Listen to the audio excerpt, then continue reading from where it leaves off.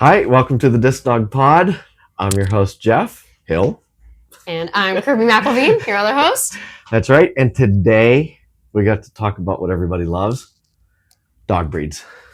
Yeah, the different dog breeds and specifically how they play into disc and how it's, maybe the game of disc is a little different depending on what breed of dog you have.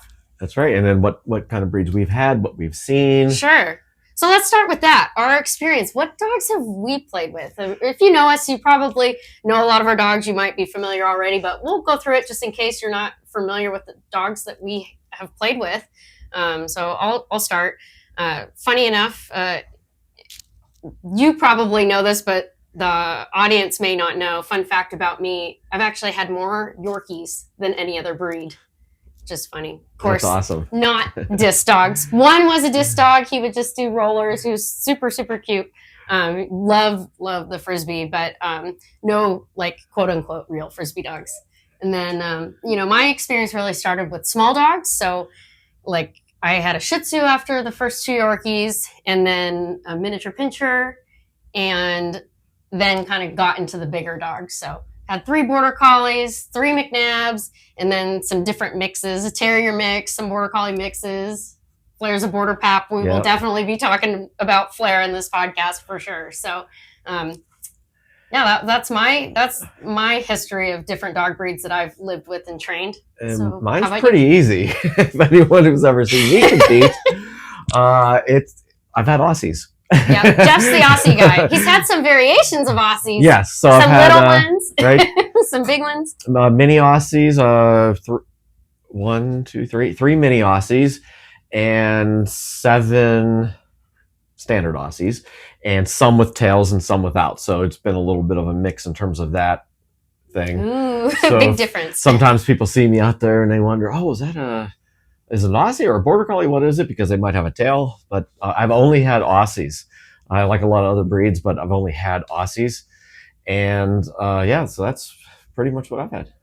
Perfect. And I think it's worth mentioning before we dive into this that just because they're a certain breed doesn't necessarily mean that they have all the qualities of that breed or they follow the exact breed standard. I mean, of course, when you get into a breed, there's different lines, right? I mean, if you look at show line dogs versus working line in a lot of breeds, like a Border Collie or even Aussies, they're drastically different. So it's just worth mentioning that just in this podcast, we are going to talk about breeds, but there's certainly nuances within certain lines, and of course genetics is a crazy thing. So yes, and I've had a mix of show lines and working lines, and then I guess the tweeners, I think they call them versatility. Is that what they're referred? Oh, I don't know. I think it's called versatility. Is that an Aussie specific thing? No, I think it's for dogs, working dogs that are also for conformation. Oh, okay. So they call them versatility. I think that's what it's called. Someone needs to tell us if yes, that's correct. Show person, please tell us the real stuff. I don't really have any experience at all with conformation shows. We got sketched with the potential of doing that, but quite honestly, there was no way he was going to do it realistically. We just kind of wanted the option, but there was no way we were doing that. And you don't really have any conformation experience either, right? Well, we have one that's a conformation champion. I know which dog it is. It's Toonie. Yeah, but you did not do the showing, right? No. So what happened was when we got Toonie, she was considered a rare breed. Can you believe that? Because she's a miniature Aussie, yeah. A mini Aussie. Back then, that was, what year was that? Maybe around, right around 2001? 2001, somewhere around there. And she was considered a rare breed. And the breeder wanted to show her. So she basically would come pick her up, go do it, bring her back. And after it was the minimum number of shows, she won almost every one of them. She became conformation champion. Oh, wow. So that's the only one, though. I never went to any of them. But yeah, I don't know a lot about it other than the movie. Do you remember the name of it? Oh, yeah, Best in Show. Oh, yeah. Come on. If you haven't seen it, you have to. It's funny. It is really funny. It's fun. And the scary part is it's a little bit true. It is. That's the thing. There's a lot of details in that even apply to like Frisbee and agility and all the other sports. Mostly the obsessive nature of the sport. Right. I think I'm the one with the Weimaraner. You can't upset the dog. Like the one with the Weimaraner is like, you can't upset the dog. I have a little bit of that in me. Don't upset the dog. But So funny. So But do you want to talk about some of the breeds and what you've seen with your dogs? yeah, some breed tendencies. Well, let's see. I think, yeah, we can talk about kind of how all of it relates to disc dogs. Mm-hmm. So there's a lot of different ways we could go about this, but I think something that I find or I notice a lot is that certain breed tendencies will come out in disc, and these things give people trouble. So one of my prime examples that I experienced and I watch other people experience, so I totally feel for them, is the border collie circling, the big roundabout. So that's things like that. I don't think a lot of people consider breed tendencies when they're playing their freestyles or planning their freestyles or planning their toss and fetch strategies. I don't think a lot of people think about the breed tendencies that their dog might have and why they do those things. And I think understanding that helps better understand your dog, which is part of why we're talking about this today. and you can use those qualities to your advantage, or try to do the opposite, which is if you know that might happen and you don't want it to happen, have a plan for stopping it. That's a really, really great point. So, look, I'll dive a little bit into border collies because I feel like a lot of people have border collies, so I'm sure many of you can relate. So, when I had Sketch and I started doing freestyle, the hardest part in the beginning was he would come back to me and he'd just start circling. He just huge circles. It was just ingrained into him. I was like, what are you doing? Like, to me, it's nonsensical. I don't understand why he's doing this. And then, if you look at the history of border collie, obviously, most of you probably know they're sheep herding dogs, and they stay far away from the sheep. That's their style of herding. They use a lot of eye, so they tend to, watch the disc really well, but they stay really far away. And that makes it really difficult to get border collies to do things like overs and vaults and dog catches and things that are really close to you, because border collies by nature want to stay away They from want you. to avoid you a bit. Yes. So, I struggled with Sketch in the beginning. Like, how am I going to work with him doing freestyle and doing all of these things when he doesn't want to get within 5 feet of me? He wants me to throw it far.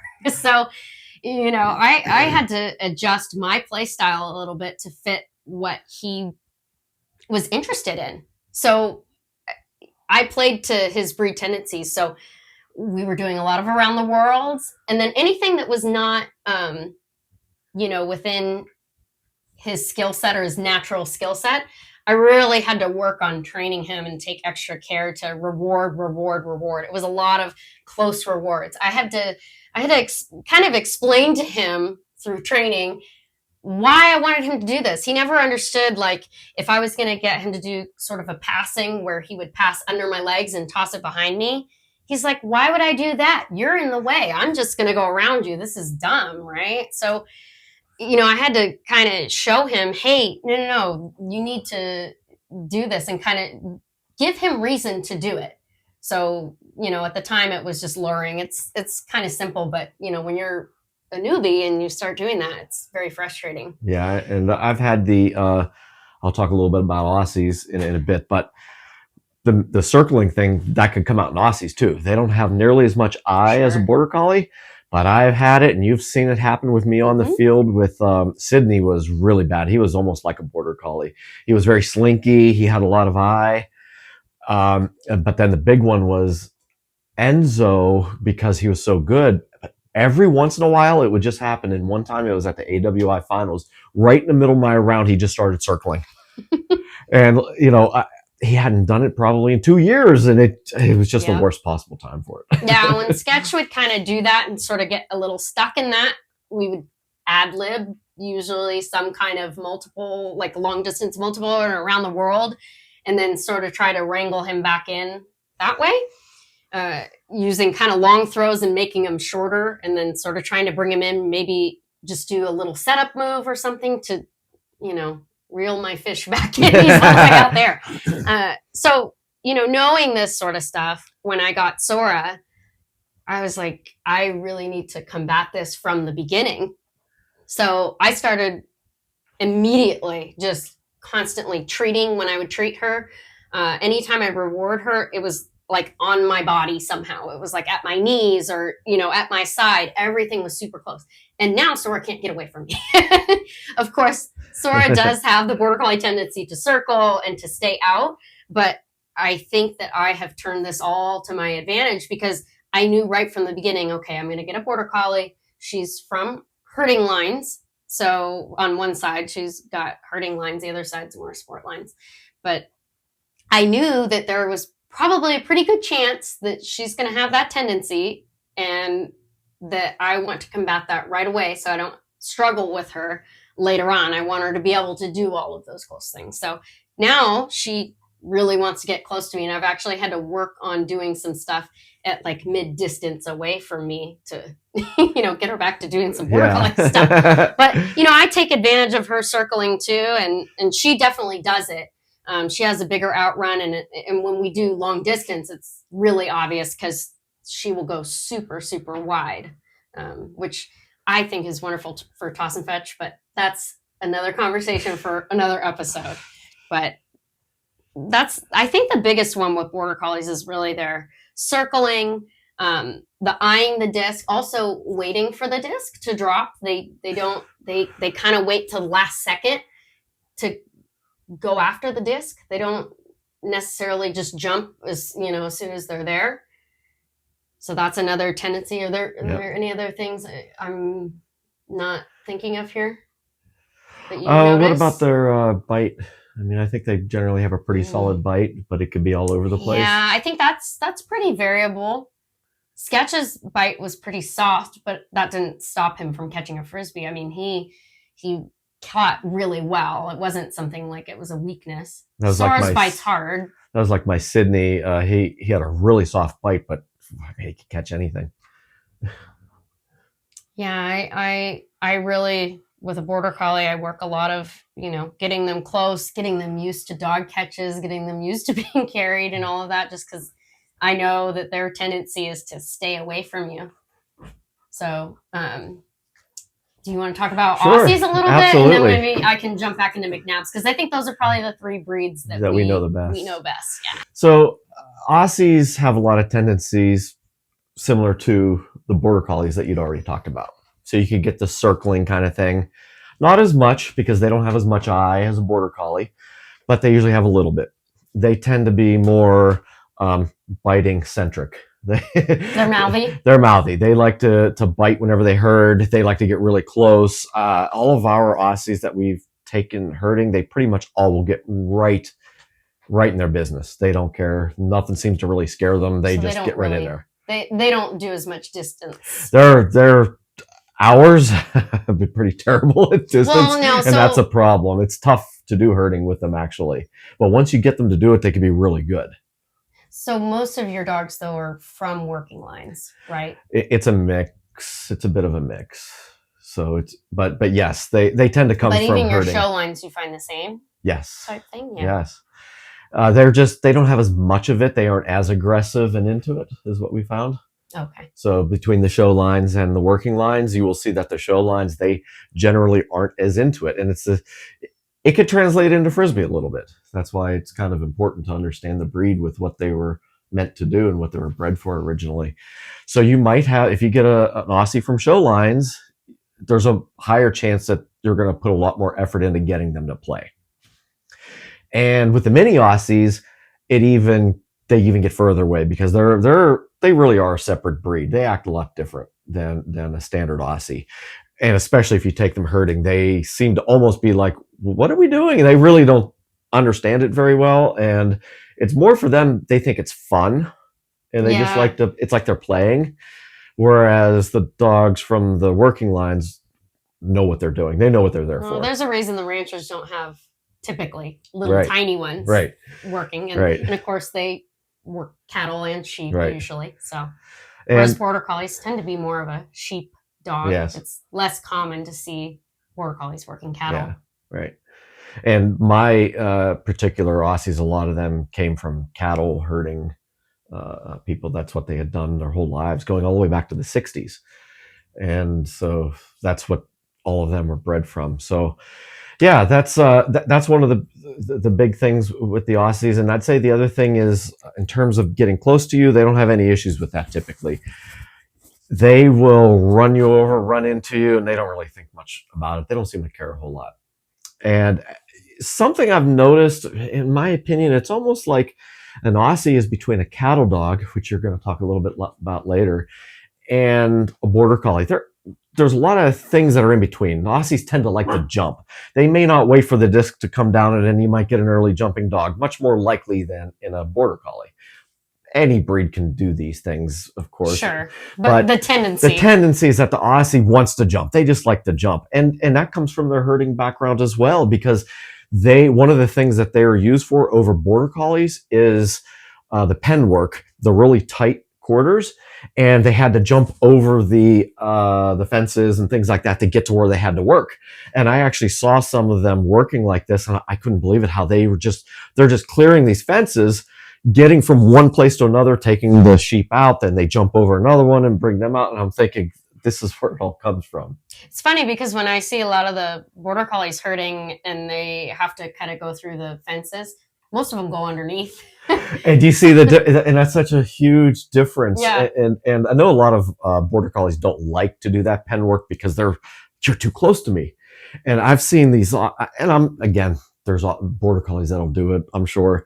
But the tendency is that they don't like to do it. Right. And I've seen the Aussies go in with all the sheep in there, and they're basically just running into them, hitting them and everything to get in behind them. They don't care. They just do it. So do the Aussies ever, have you ever seen them jump on the backs of the sheep, kind of like a Kelpie? Because I've seen Kelpies do that, but I really haven't seen any other herding breed. I have heard that they might do that, and they can do that, but I've never seen it. Okay. I've seen videos of Kelpies doing it, but I haven't seen any of the other herding breeds doing that particular. And they're known for jumping as well for the same, same thing. Right. So, and Aussies tend to have at least a medium to a hard bite.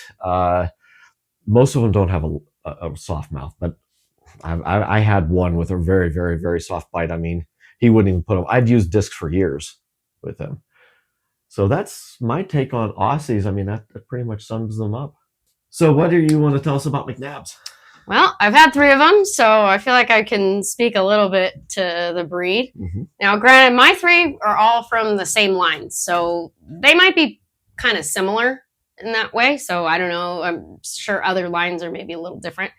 But I think the McNabs are a lot like Aussies, based on what you've said about Aussies and my experience with your dogs. I think they're a lot like Aussies, and I agree. A little bit like cattle dogs, too. Cattle dogs can be kind of stubborn. McNabs can be certainly very stubborn.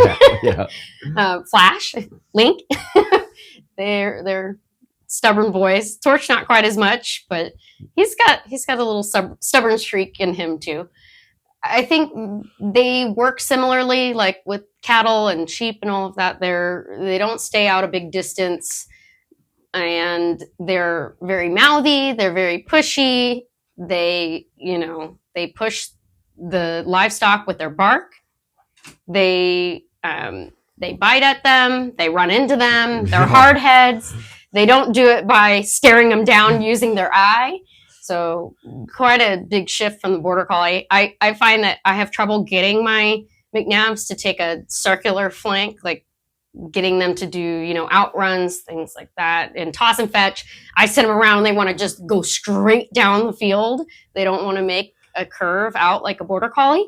It's a little harder to do and around the world with them. It's very much a trained thing because they want to just go in a linear pattern. They're very linear dogs, which is what I feel like Aussies are, and then cattle dogs as well are similar that way. They're very linear, whereas the border collie will take a big old wide path to get there. McNab's just going to go right head on, and they're kind of like freight trains, and they'll run right into you. I think one difference is that there are Aussies with eye, or they'll have a little bit, but I've never seen a McNab that has eye. It's rare. Yeah, it's rare. Now, McNabs, because there is a breed standard. Of course, there's a McNab Shepherd registry and all of that. And they're kind of trying to create their own standard and not go through AKC. So folks that don't know, McNab is not an AKC breed or UKC breed or anything like that. That is by choice. They don't want anything to do with that because they don't want there to be a showline McNab. They want to avoid that altogether. The McNab is all about the working ability. They don't care so much on looks. It's more of a, temperament, working ability. Of course, there's a few things about looks. They like the short hair. They want the dogs to stay cool, all of that stuff. They do have a look, but I think because there isn't really like an AKC or one of those organizations overarching and kind of, keeping track of the breed, I think there's a lot of mixing that happens. So you get a little Aussie in there, right. A little Border Collie in there, you get a little Kelpie, and yes, they're pure McNabs, but I think there's so many, ranchers that they're just on a farm, and it's, the neighbor's Border Collie gets in there, and then they have puppies, and if the puppies are working good, they're going to keep the puppies. Sure. It's not, they're not as structured. Whereas somebody that's going to breed Aussies or Border Collies, they're going to make sure that the other dog has the registration and all of that type of stuff. So, and I've seen a huge range in them in terms of size and looks. McNabs, you mean? Yes, it's almost all over the place.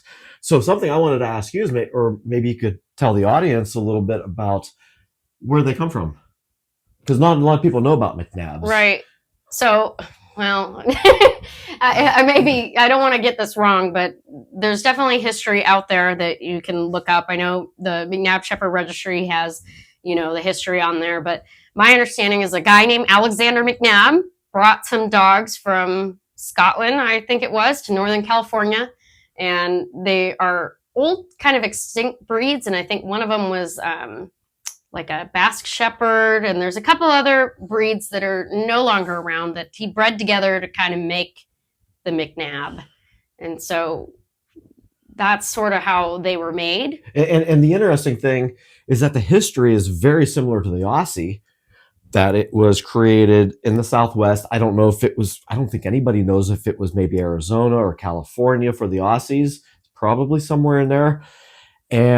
But we don't know what breeds are in it. I mean, there are some... They're dogs guesses. that don't exist really anymore. They don't exist. It's the same situation, and they were called Australian Shepherds because they reminded them of the dogs that were brought from Australia. Oh, okay. So maybe cattle dogs and who knows what else. I think there was another dog. Kelpies, Coolies, yes, something like all that. of those kinds of breeds, and they're a mix that we don't and they're so popular, and we don't even know what they are, Right. And a lot of them kept it secret because it was their livelihood. They're ranchers, and they want to have the best dogs, to have the best farm, to have the best cattle and sheep and everything.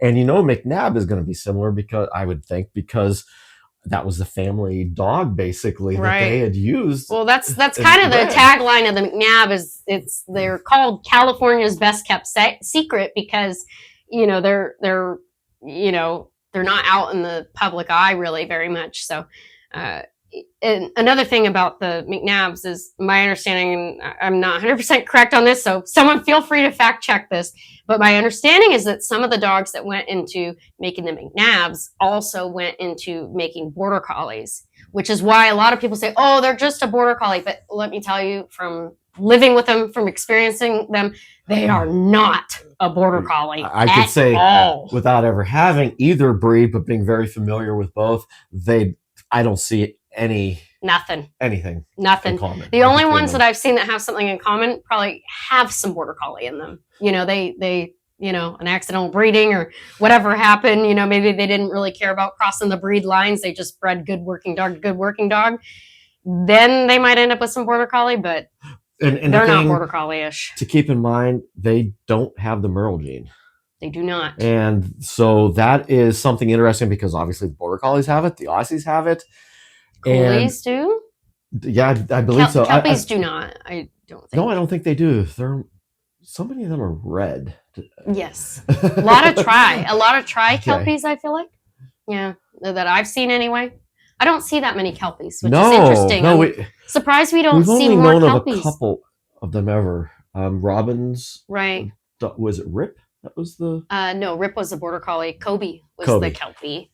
That's the only one I've really seen do frisbee. There's a couple another other one, ones. There's a couple other ones. but I can't remember who had it, and I can't visualize the now dog. I've seen some do herding.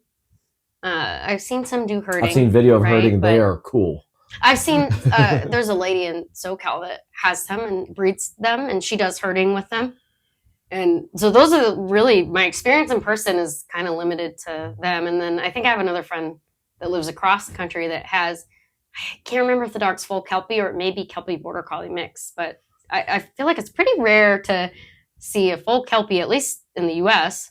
Yes. I don't know why this just popped in mind, but whenever I watch them walk, it's like they have the Border Collie eye, but with the way they move their feet looks so odd to me. It's almost like this weird, to me, it looks a little weird. It's kind of like dingo-ish. Like there you go. It's kind of odd. It's odd. I don't know how to describe it, but well, Border Collies look odd to somebody that doesn't see them all the time, too. That's true. Border Collies look very That's weird. true. They do a lot of weird stuff. And since we're in Australia, what do you know about cattle dogs? Aren't they not Australian either? Or are they They Australian? They truly are. Okay, they're truly Australian. Apparently, I don't know that. So, I've never actually owned an Australian cattle dog, but I've fostered a lot of Australian cattle dogs. I've worked with a lot of them in classes and lessons and things like that. So I feel like I have a good idea of cattle dogs in like the Frisbee world, but maybe not quite as much living with them. But I do feel like they're same here. A lot calmer than Border Collies and Aussies. They're a little bit more like the McNabs, where the McNabs have a great off switch. They chill, and that's kind of been my understanding of most cattle dogs is they're pretty chill when they're not quote unquote working. And for me, when I see a cattle dog, my thought is the tendencies will be straight line, very mouthy. In fact, watch your fingers, watch your feet. What I've noticed is I've worked with a whole bunch of them as well. Sure. And what I have seen so many of them do, they're just sitting there and they're just snapping. Yes. Snapping, just sitting there. Yeah. Not even, I'm not acting like I'm going to throw the disc or do anything with them. And they're just, it's like an impulsive kind of thing. You just can't wait snap. to do it. And I think I've so seen some Malinois do the same type of thing, but not to that level. But I have seen a few of them just sitting there and they're snapping. I've seen some that are pretty intense about their snapping, the Malinois. But I feel like, cattle dogs, it's kind of funny because it's rare that I see a cattle dog run back really fast. And of course, some of that's a training issue, but I also think when they're not in pursuit of something, it's maybe hard to motivate them. Because they're chill. I never thought of that, but now that you say it, that is true. Even on the out, and of course, we're not saying all of them are this way. Just what we've noticed. Just generally. In general, most of them don't come back very fast. Yeah, even going out, I don't see them like an Aussie or a Border Collie. You'll see them running, and they're down so low to the ground. They're 8 inches off the ground. It looks like because they're running so hard. They're so extended. I have never seen a cattle dog really extend and be low to the ground. Well, their builds tend to be very upright. Shorter legs. Yeah, too. They're upright too, though. I mean, they stand like, very upright. Yeah, their conformation's a little bit different. Even more than an Aussie. Aussies are considered an upright dog, but I've seen so many get slinky. Even my own dogs, they'll get slinky. Yeah, yeah. That's worth mentioning too. I mean, I think the build of the dog definitely makes a difference. I mean, I have seen some cattle dogs that were quicker that did that, but most of them are not, because I think the way that the breed generally tends to be built is a little bit shorter in the legs. Mm-hmm. So they can't extend like that. Whereas, I feel like the McNabs, or at least the ones that I have anyway, granted they're boys and they're big, tall boys, but they've got long legs, man. They can just extend. Yes. But they're very square they've got really long legs. Really long legs. I would be curious. I'm thinking of the mouth thing again. If anybody has or knows of some cattle dogs that have a really soft bite, I'd love to hear about it, because I've never seen one. Yeah, they pretty much all are shredders of discs. Fairly hard bite, yeah. And if they're not hard bite, it's because they haven't been trained very long, and then once the drive is built, they become hard bite. It's usually just in the very beginning. Here's another thought. Now that all the genetic testing for the past 10 years has gotten really, really good with the dogs, Do they know for sure that they have dingo in them? Because that was always what was said, that cattle Oh, dogs have dingo in them. That was one of the dogs that was incorporated into them. And I would be curious if the DNA has shown that, or if anybody knows if that's actually fact that's really or been proven. interesting. But it was always my understanding. Did you believe that as well? Is that what you were I've told? heard that, Right. but I didn't know if that, or if it was just one of those things that we look at them and they say, "Oh, they look like a dingo." They do You look a little know, bit like yeah, them, right? And right, dingoes have gone back, I think, hundreds or thousands of years in sure, Australia, and they're everywhere, absolutely everywhere. So that was yeah. just a interesting thought I had. If anyone, please tell us because we like Yeah, to we learn. don't know that much about Australian cattle No, dogs, but we did want to kind of share a little bit since we've right. worked with them and seen a lot of them over the years. And they're one of the major frisbee dogs that you see if you show up to a competition. Yep. It's usually going to be border collies, Australian shepherds, Australian cattle dogs, and whatever else is thrown in there. But it's mostly those three breeds. Right. But I feel like we're seeing less cattle dogs. It's a lot more border collies, a lot more Aussies, and a lot more sport mixes. Sport mixes. That's perfect So intro to that. I think this is something we wanted to talk about. You haven't had a sport mix, but you've been around some of mine. Right. I have one dog that is a purposefully bred sport mix, and that's Flair. She's half border collie, half Papillon. And then I have some other mixes that, well, we'll call Volt what he is. He's the backyard sport mix, or he's the poor man's flyball dog, like I like to call him. When we did the DNA test, it came back half border collie, and then the other half is Australian shepherd, Australian cattle dog, Sheltie, and greyhound, of all things. So we joke that he's the poor man's flyball dog, because some of the dogs that you see in flyball are like, okay, they're 1/8 terrier, they're 1/8 staffy, they're 1/8 border collie. Like it's like it gets so convoluted sometimes you don't even know what they are anymore. They're their own funky thing. Right. And I think that's where because this is kind of a trend now. This has been happening a lot lately. These purposeful bred mixes. Absolutely. I think it really did start in flyball because I've been hearing about that for over 15 years now, for sure. Yes, for sure. I mean, I had my short stint of doing flyball. Now I don't do flyball anymore. But when I did it for several years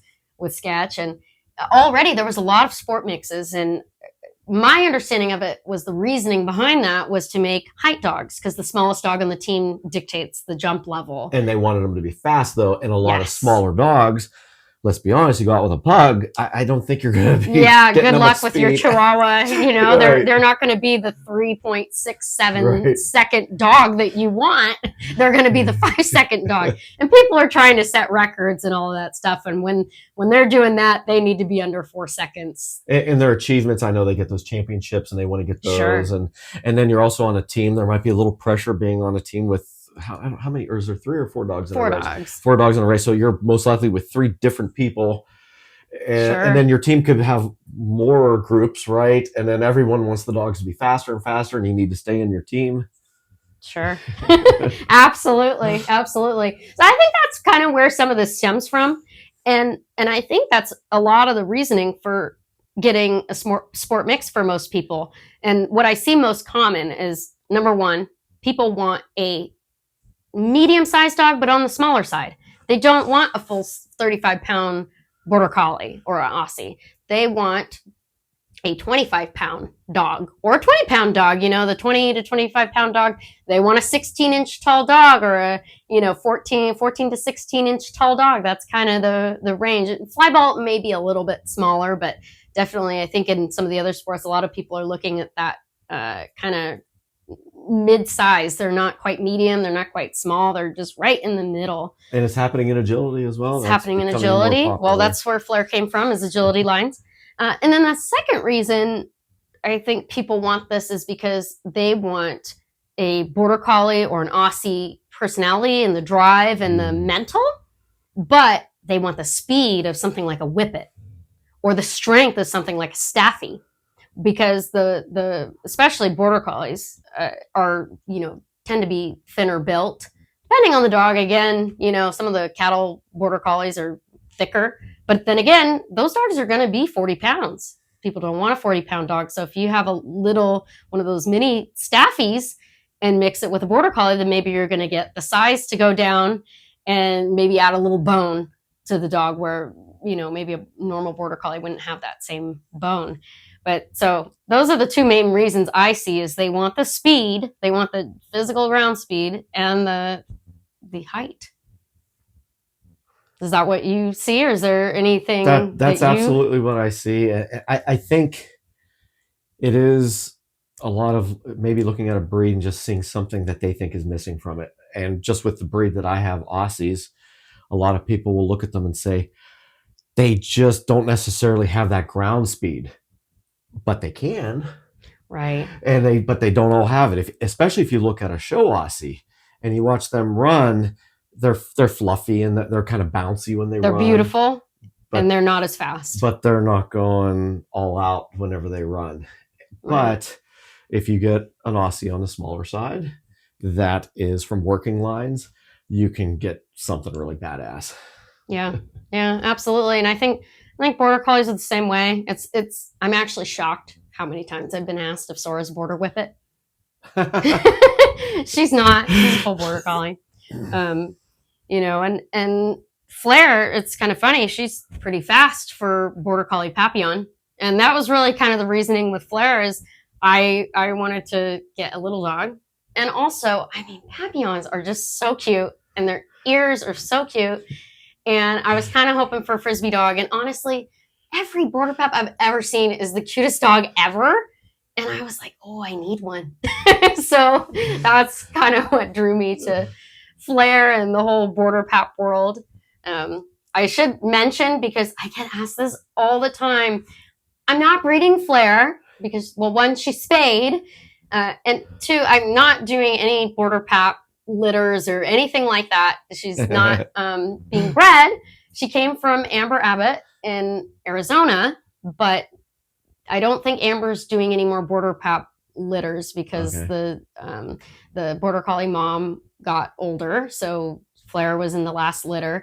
And then she's been doing some sport mix stuff with staffies, but she hasn't done any litters lately. She's awesome. She's wonderful. No regrets at all on picking Amber. She's just awesome. So I'm really glad that I got Flair from her.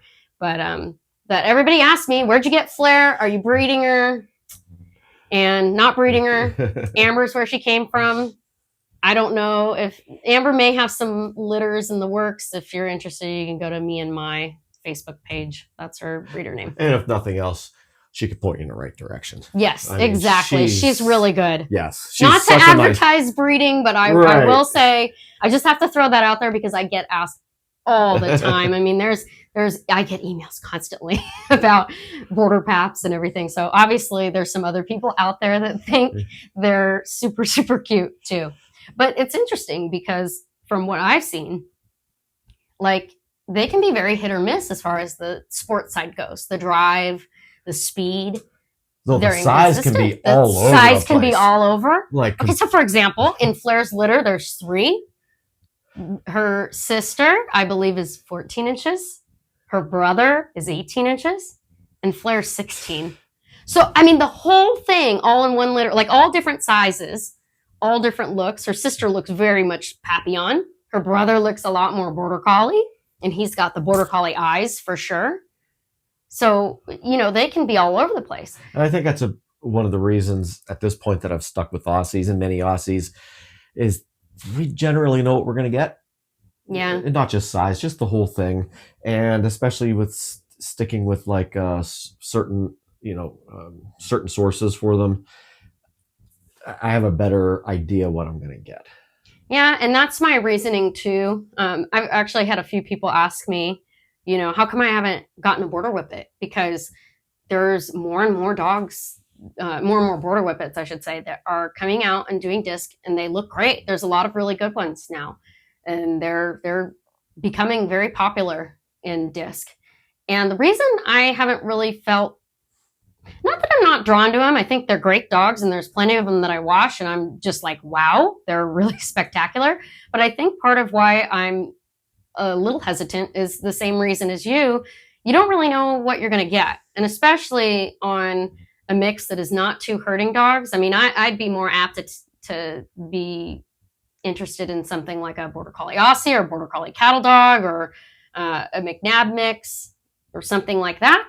If I'm going to mix breeds, two herding breeds together, maybe like a mini Aussie and a border collie, that to me makes a little bit more sense for me personally, than two totally different mixes. I say that, and of course I have the Papillon border collie mix, but when you mix, for example, a Whippet and a border collie, I think pretty much everybody's hoping to get the border collie brain and the Whippet body. And you're not going to get that promise. No, you're not. And surely not all the puppies in the litter are going to be like that. So you don't really know what you're going to get. So, the way I thought about Flair and getting a border pap was, okay, well, on one end, I could end up with a giant Papillon, or I could end up with a little border collie, or I could end up with a little bit of a mix of the two. And, I don't have a Papillon. I don't have a ton of experience with Papillons, so it's hard for me to say. I joke that Flair's a giant Papillon, but I think Papillons are still a little bit different. There's a few border collie tendencies in there, but I definitely feel like Flair's more Papillon. So, but back to border whippets. I've been asked a few times, why not the border whippet? And my answer to that is the McNabb. That is kind of why, because if you look at Link, his ground speed, I mean, as far as Frisbee goes, the time that they need the ground speed is to catch up to a throw in either long distance or toss and fetch, or very rarely in freestyle, like on a longer throw. You don't really need that speed to do, all your close stuff in freestyle. And in fact, I think that Whippets tend to have trouble with some of that close stuff mentally. Not all of them, but some of them, they're meant to chase things. That's their deal. So I think for me, I kind of look at the McNabb as, Link, for example, kind of does have some Whippet speed, but he's got more of a herding dog brain, and Torch and Flash are kind of the same way. I mean, Flash was super, super fast. In fact, I took Link to a Fast Cat event, and that's where they do the lure coursing and chase the little plastic bag around on the, I want to call it a zip line. I don't think that's the right word for it, but they chase the lure on the course like a Whippet, and it's for all breeds. Any breed can try it. And this was actually the cat event where they, do it in a circle, or, they have it in a shape, right? It's not just a straight line. And I recorded Link's run, and he ran 600 yards in 52 seconds. So it's pretty fast. And wow. Honestly, I watched some of the Whippets do it, and they were incredibly fast, and yes, faster than Link. But there was a couple that I was watching. I'm like, I think Link might outrun them.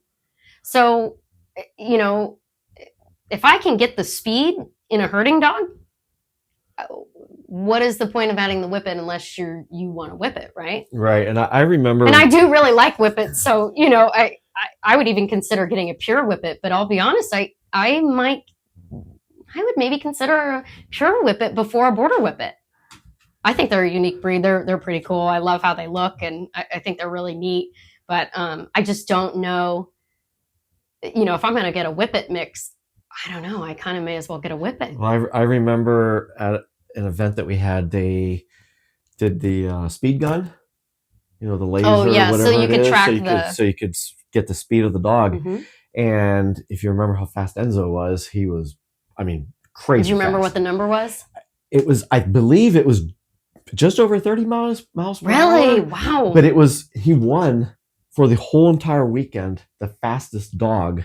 And there were Whippets and everything else out there. And I don't remember the exact number, so if it was 28 or 32 or whatever it was, but I know that the fastest dogs are usually around 30 from what I remember. Okay. And he beat all the dogs because I kept track. And I went at the end of it was like a 3-day weekend, and they just ran through dog after dog after dog. Whenever I went there, he was still at the top of the list. Cool. And he won some kind of prize for it. Yeah.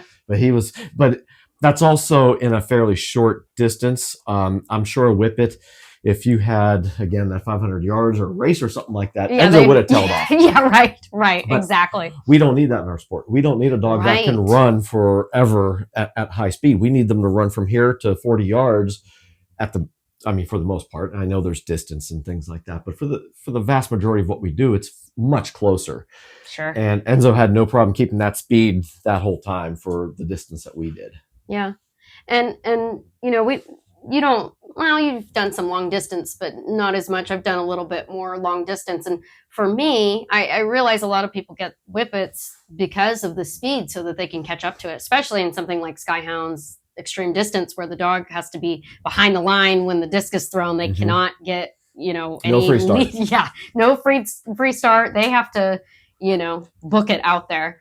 So for me, even playing under that, I never had a problem with Sora, like catching up to stuff. I mean, if it was a good throw, she was going to catch up to it. I mean, I was doing it with Bon Bon. Now I don't throw terribly far, but I mean, we did end up on the podium, so it's not that bad, right? You threw what, 60 yards? Yeah, something like that. I mean, that's pretty fast for a little dog. And she is 14 and whatever inches, 14 and 3/4 inches tall. She is tiny. I mean, she's really tiny, and she's just about as fast as any other dog out there. I think another great example is Zen. I mean, everybody talks about the, elusive 6 throw and toss and fetch. Nobody can really get it. It's almost impossible. Right. You do really have to have a perfect handoff. The dog's got to be really ass back. It's you got to have the whole package. And that's the other thing. But Zen can do it. Zen can get 6 throws and toss and fetch. Now, granted, it's the 6th throw is like a 20-yarder, right? But that's way beyond. I mean, virtually every toss and fetch dog out there. I mean, even some of my great 5-throw dog, like Muse, every once in a while, I wouldn't be able to get the 5th throw. And then Zen, it's just like I can get 5 long throws plus a short throw. That's crazy. And I think it goes back to a lot of it is training. So what I would not want people to do is to use some sort of mix to make up for lack of training. Sure. But I think a lot of times what you see is that even if the dog comes back fast, or even if the dog's build is beautiful and they can run like the wind, they're not necessarily trained to do that. So they're not as successful in competition, even though the dog's very much capable of being. But, I think that's every dog, every breed. Absolutely, 100%. It does all come down to training. And, the way disc events work, there's not one person winning every single time. You can't, it's not possible. Right. So everybody has their day, right? So, if you have a sport mix and they nail it, then it's their day, right? But if you have an Aussie, and maybe your dog's not as fast, or you have some other breed, maybe they're not as fast, you can't really count yourself out completely because, well, maybe that faster dog doesn't have the best day. So you just never really know. And well, all of the breeds that the common breeds that we see in the sport, like the border collies and Aussies that we keep saying, in the cattle dogs, those dogs have been bred for hundreds of years. Even the McNab, which is a fairly newer breed, wasn't it the 1800s, 1850s, I think. So these dogs have been bred many, many, many, many, many generations, and their characteristics have been figured out. And they're strong. Right. Yeah. So now whenever you're doing these sport mixes, there's a lot of strong characteristics, and we don't know what you're going to get. Now, maybe in another 100 or 200 years from now, then we're going to have new breeds. Yeah, that's what I think that's the new conversation, right? Is that, okay, so like border paps, are we going to breed border pap to border pap and border pap to border pap? Now there's enough of them, we can start doing that. I think that's what you have to do to get. And then we make a mini border collie. I think in 10 years, the border pap is going to be like its own thing. I mean, that's sort of like the mini Aussie, right? Right. The goal of that was to make the smaller Aussie. And I think with the border pap, it was kind of to make a smaller border collie. And, I don't know exactly, because I've kind of been out of the flyball world. So I'm not sure what is most popular now. I think a lot of the ones that are being bred, it's sport mix to sport mix. So like I said, it could be 1/16. That's why they have so many Jack different Russell things. or whatever. And maybe they are getting more consistent over time because they're kind of breeding sport mix to sport mix and picking out the best sport mixes and breeding those ones together. And, in another 10, 20 years here, you're going to have this kind of mishmash breed that's just Sure. the sport mix. So I have a question for you. With all these different types of breeds we're talking about, is there a breed that you wish you could have, or you'd love to have for this sport, or you'd want to just try, what are your thoughts on that? Another border collie? There's nothing wrong with that, but That's something cheating. different. Is there anything different? Okay, so I'll kind of expand on the question a little bit, because I think it's too easy for me to say a Kelpie or a Coolie or an Aussie, or like basically any of the herding breeds is kind of a cheating answer. So I will say I really like standard poodles. I just think they're so fun. They're so Okay. fun. I could totally do a standard poodle. I do really like whippets. I think they're so, like, just what I've seen, their personalities and stuff, they're just funny and sweet and, snuggly. And I think they're super cute. And then the other one, this is probably the most shocking one, a Dalmatian. And it probably stems from the good old 101 Dalmatians I like the spots. movie. I think they're so cute. They're just adorable. I've only seen like less than a handful play. I think they're so cute. It's so fun to watch them. They're just they're neat dogs. There's a reason Disney made a movie about them. I think that they are beautiful. They're really, really neat looking. If I see one, if anybody sees one, if you're a dog lover, you're drawn to it. I mean, they're just neat. They look like they're out of this world. They almost don't look real. When we were first considering a dog, that was one of the breeds. Was it really? But that was before we were looking into dog sports and what we should get for dog sports. It was really just because they look cool and because of 100 Dalmatians. So that really was cute. So, okay, I'm going to turn the question around to you, because I think it's going to be really interesting to see what you pick, which I think I know the answer in the herding. Well, in the herding realm, it's too easy. Like you said, it would be a border collie for me, because I love border collies. I really do. And it's basically, it's almost the same as having an Aussie. Even though their tendencies are different, but the lifestyle's the same. Yes. Yeah. They want to work. They're about the same size, all those things. It wouldn't change much in the household. The dog that I want to have over anything. Oh, okay. I know this. It's a wiener dog. But that wouldn't be for Frisbee. I just want to have a wiener dog. You would train it to play Frisbee, and it'd be very cute. It would, yes. It would just be really fun. But really cute. What would you get for a Frisbee dog, though? I wanted a duck toller for so long. I think that's the one. That's my sort of special breed that you don't really see out there very often. I know they could do it. I've seen in person one, I think, only one. And the dog was awesome. I mean, really they're really awesome. Cute. I've seen several. Adorable. You've seen the one that started playing at our club. Yes, super cute, Mizu. He's really cute. So I love that him. would be my choice. One of the reasons is that they're very natural retrievers. That's kind of cool. They're not that big. I think they look amazing. They're like a little golden retriever, basically. And as really a kid, cute. I always thought golden retrievers looked beautiful. I always thought they were just like, when I was a kid, if I ever wanted a dog, even though I was afraid of dogs, I would have wanted a golden retriever. I delivered newspapers, and the only house I looked forward to going to whenever I was a kid to deliver the newspaper was the one with the golden retriever, and it would always be laying up against the door. And I don't know, I'd open the door. This is back in it was different back then. You don't leave your door unlocked like that anymore, but I would walk up to the houses, open the door, put the paper in, close the door. We don't do that anymore, but this dog would always be leaning up against the door, the screen door, and I never was sure. So I think I rang the doorbell or something, and they came and they said, "Oh yeah, you could just do it; it'll be fine." So I'd always open it up and say hi to the dog, maybe give a little pet and toss the paper in, and that's when I fell in love with them. Aww. I just thought they looked great. They're sweet dogs. They're very sweet, and so that's the duck toller thing. They bark a lot like Aussies. I haven't mentioned that, so. Be ready. Most Aussies like to bark. Yeah, McNabs are barkers too, but not as much as Aussies. And border collies are much on the opposite, and they tend to not bark as much. Yeah, they're quiet. I have to ask Sora to bark. Right. She doesn't bark much. Okay, and then let's leave it off on one final question. What's that? Okay, if you had to create a sport mix for yourself, what would you petri dish up? I would have a Bossy. Border Collie Aussie? Yes, that's absolutely what I would pick because those are my top 2 Frisbee dogs, I think. And they do breed pretty well together because There's been a lot that are really, really nice. And they're good. And so, really good dogs.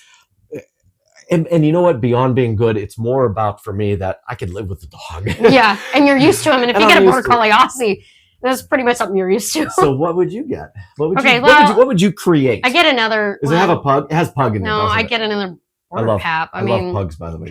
Could Flair be any cuter? I'd get another one because it guarantee be cute. Like, Cute. yeah, Well, guaranteed cute. Okay, so that's kind of cheating because yes, you already got one. So my second cheating answer is to get a quarter border, which Border. is a 3/4 Pappy on 1/4 Border Collie.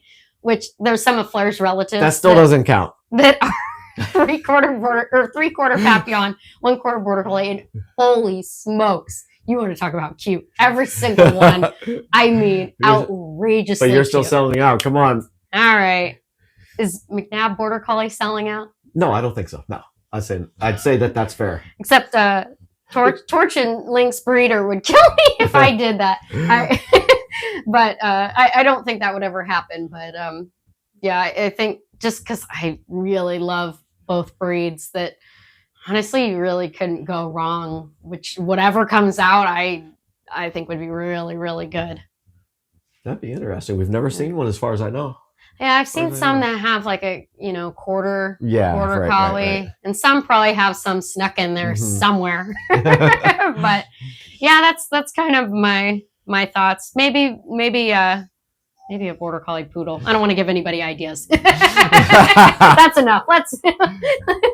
Well, that was pretty fun. I love talking about the breeds because we love dogs. That's all we do is just talk about the doggies. We love them all. I mean, whatever they are, it's fun to have all the different types of dogs mixed or purebred, working or show line. It's just really neat to see all the differences between them. And I think that's one of the joys of doing this, is getting to see all of the different dogs and experience all their different personalities and how the genetics play out. It's fun to see. So, and my final message is just always just love the dogs. Yeah. Enjoy it. Whatever dog you like doing, or whatever dog you like playing with, or whatever you want to do. Whatever dog you connect with and want to play with. I think that's the beauty of disc dogs, is you can play it with any breed. I've seen all different kinds of dogs. So even in fact, our last competition, my friend came out with a Doberman, a Whippet, a Poodle, a Dalmatian, and a Border Collie. So she kind of had the whole gambit of different dogs. So, always enjoy the dog that you have. And, just remember, just because your breed might be a little different, you're always welcome to come play Frisbee dogs. Thanks for joining us, and see you on the next one. See ya.